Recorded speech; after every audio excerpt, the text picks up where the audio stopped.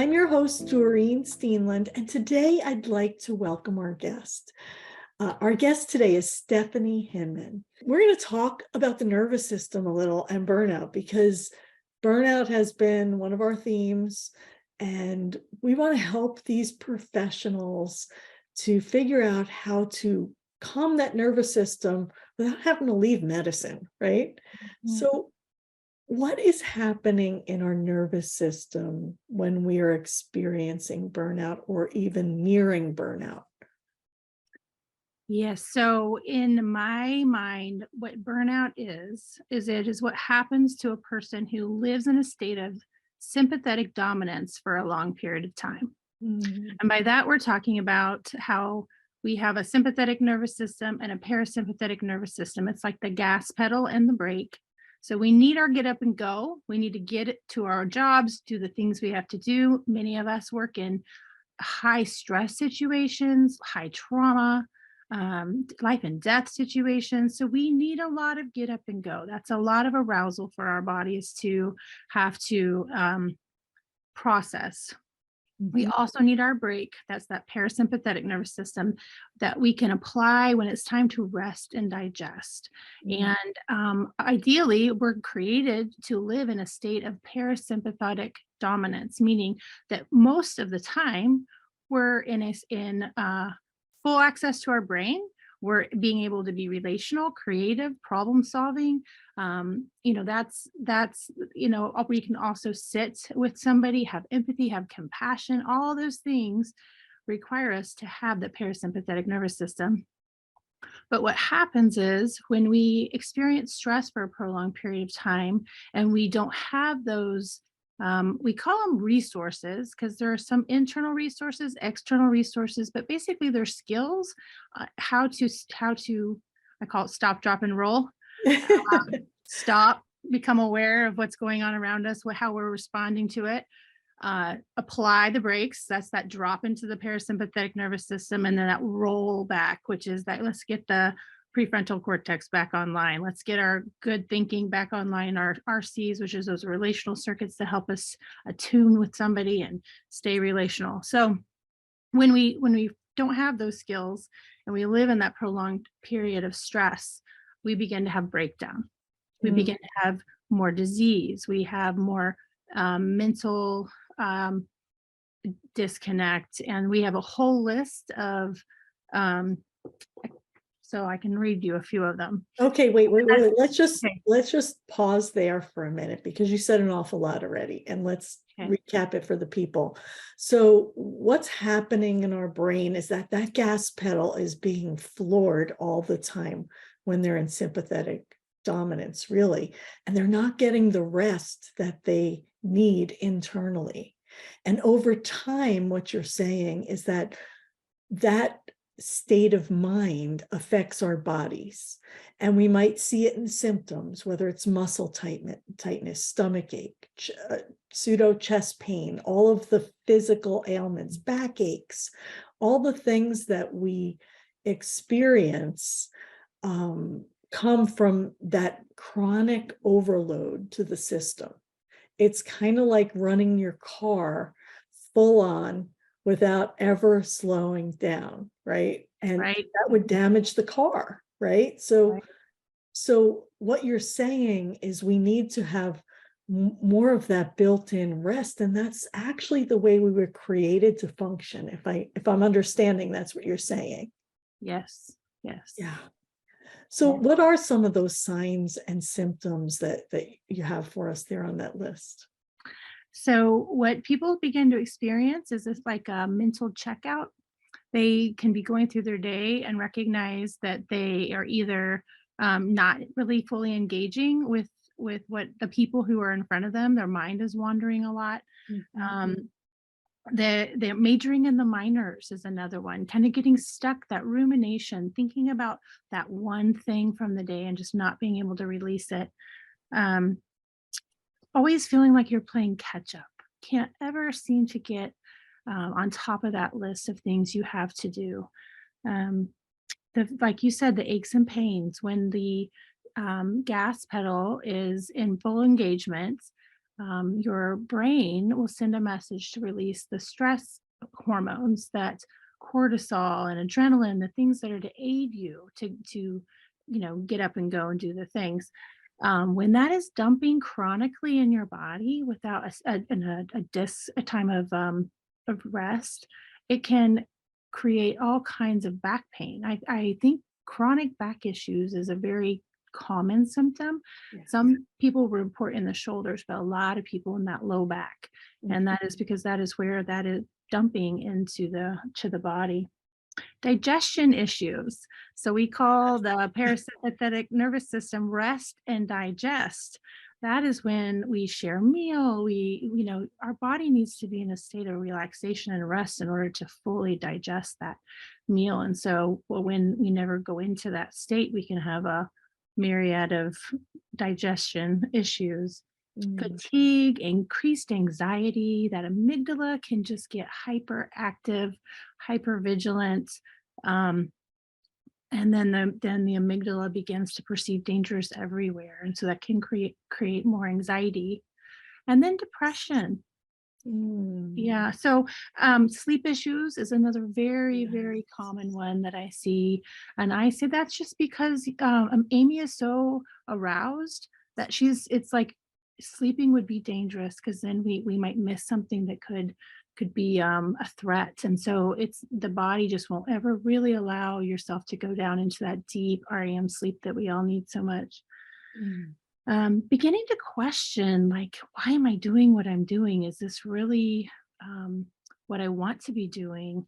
And then people can begin kind of asking the question, should I retire or shift directions? And I will tell you, I am working with the Trauma Healing Center, because during COVID, what we noticed was so many professionals were coming to us secretly, quietly, in Yes. confidence, saying, man, this is too much. I didn't sign up for this.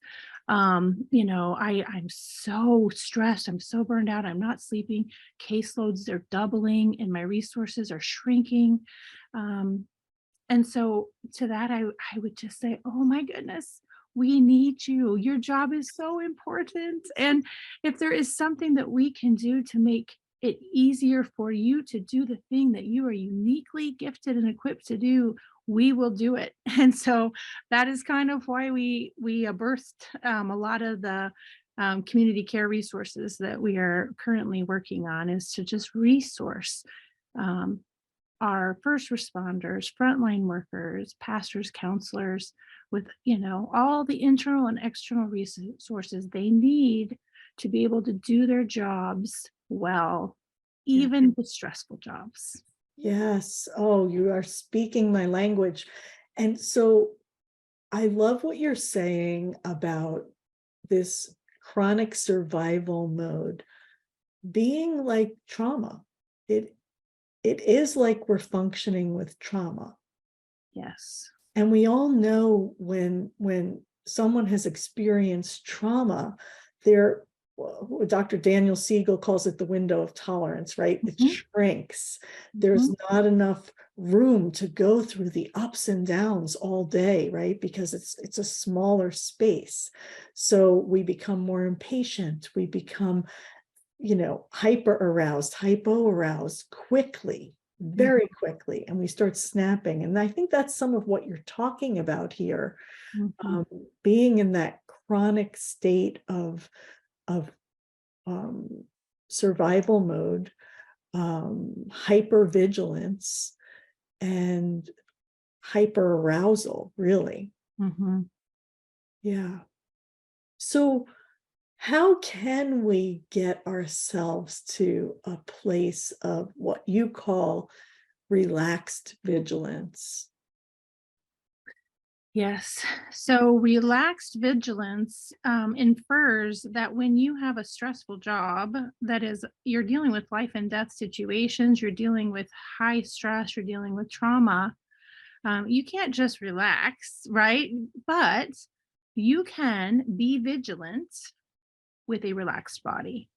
And if you can relax your body in the context of a stressful situation, You can send safety cues to the nervous system, and you can stay grounded and rooted in that parasympathetic while you are putting out the fire, doing whatever needs to be done. And your body will perceive that as parasympathetic, and it won't have that negative impact. Um, and I will tell you, military teaches this. They teach the soldiers how to relax their body, do breath work, engage with that parasympathetic nervous system while going into battle, because what they find is that their minds are more clear, they're more creative, they have better problem solving, and they can stay relational, empathetic, and compassionate in the face of the stress. So it's very beneficial to learn how to do this. And so there's kind of two main ways that I like to teach relaxing the body.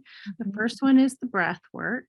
And the breath work is super important to when we're breathing, that we're engaging into that belly, that diaphragm, because when our diaphragm expands, it presses on that vagus nerve, which is the one what activates the parasympathetic nervous system.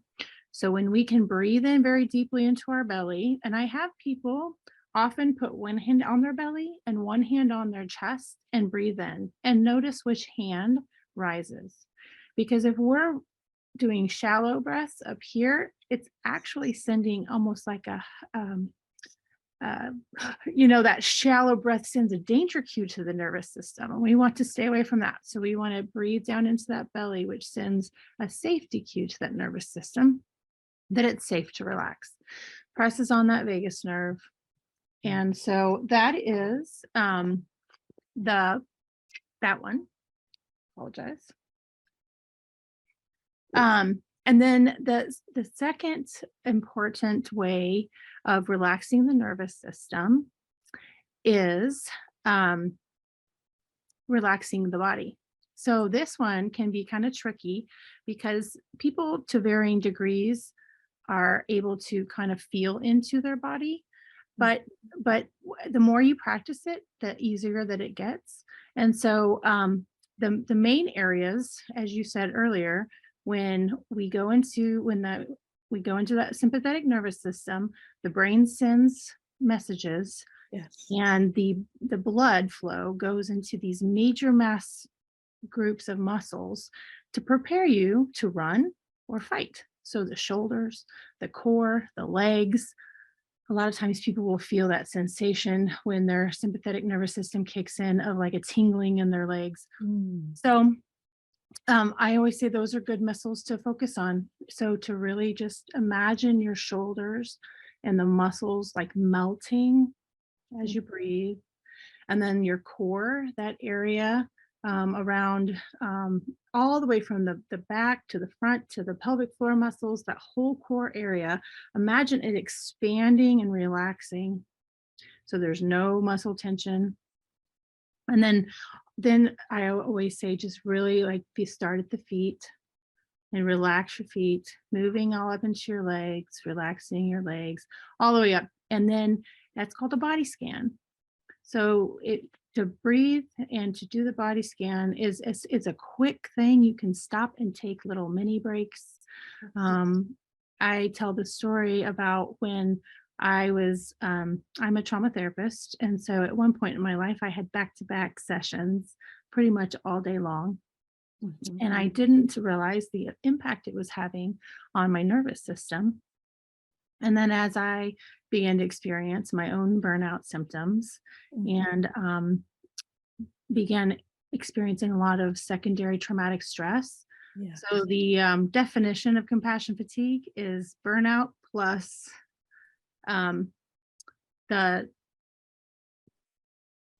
sorry, I completely lost my train of thought. Okay. But burnout plus the secondary traumatic stress, which is basically traumatic stress vicariously. Okay. Equals that compassion fatigue. So I began to notice these signs and symptoms. And because there are many people in my life that I love very much who I've watched burn out, I've seen some ministry leaders and at high level executive, all either have to retire early, transition to a different job because of the effects of the burnout. Yes. I recognized the signs and symptoms early, and I was able to take some drastic measures to build rest and joy into my day. So I took less clients in a day, and I built in this time between each client that I could check in with my nervous system. I could go for a walk. I could do some breathing. I could turn on my music, the things that I know calm me. Mhm. And then into my week, I really made sure that I had a day or two of rest on the weekends where I wasn't overbooking into my weekends. I was really spending time with my family, enjoying that into my month. So one day a month, I would take a day where I wasn't responsible for anybody, but just whatever I felt like doing that day. And then year to take some kind of um, weekend trip once a year where I had some solitude, some time to reflect, to ask the important questions, and to really rest. Um, so that is what I call that rhythm of joy and rest. Wow. I love that you took the time to be intentional about building that into your schedule. And I feel like that's what we need to do in order to work in these high stress situations and do it well. I agree. Yeah. Yeah, so that is good. And so for the medical professionals who are in hospital settings and can't build this time into their schedule, Mhm. what tips or advice do you have for them? That's a great question. So there is this trick. It's a way of checking in with your nervous system Mhm. while talking to somebody and still staying attuned to them and listening to them. Yeah. But to be able to do that really quick body scan, relaxing the muscles, Mhm. taking the breath if you need to take the breath. Mhm. Those are things that can be done very subtly. And if they become habits, Yeah. then that's even better. Some people will set an alarm for like once an hour or something if you have a subtle alarm like a clock, a watch that can go off. And what all that does is it helps you begin to become aware and Yeah. notice. And if you, I call that that's that stop, drop, and roll. It just is like a cue to remind yourself to become aware, stop, pay attention. If I need to drop into my parasympathetic, do my breathing, do my muscle relaxation. Um, and then also, if I notice that I am in sympathetic dominance, I can start paying attention to my peripheral vision. What do I notice in the room around me? Mm. Because when we're in um, fight or flight, our vision becomes very narrow and focused. And so by paying attention to what's on the peripheral, I'm actually sending a very important message to my nervous system um, that I need to drop into that parasympathetic. And it's like a cue for the system, and it can sometimes be a helpful one that you can do while you're talking to somebody. I love those tips because as amazing as our brain is, we can trick it Mhm. into thinking, okay, this is not really stressful. We can calm down, right? We can calm ourselves down Yes. by just giving our brain little cues, little tiny shifts as we become aware of our body and our sensations in the present moment. Yeah, Yeah, exactly right. so good. So, boy, this time has flown. And so I'm going to ask, is there any last nugget that you want to leave these people with?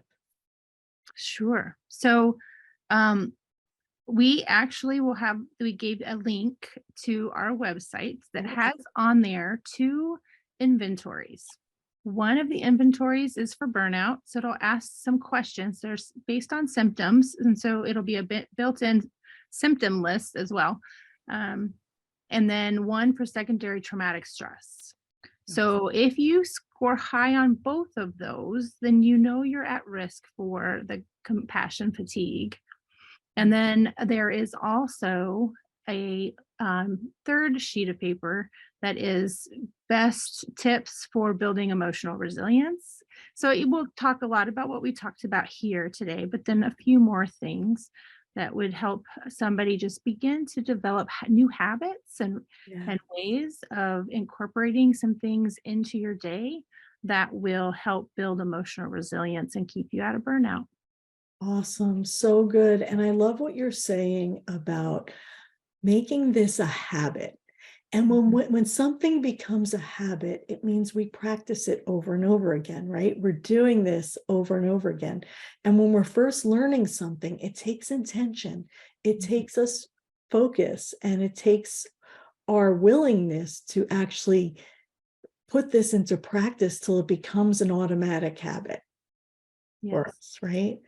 So thank you so much for coming. Now, if you want to get in touch with Stefanie, right below this video, you will find all of the links that she talked about, and you can reach out to her. And thank you so much for coming. This was a delight. And also, don't forget, she's got this great book called Building Bounce, and I am a fan.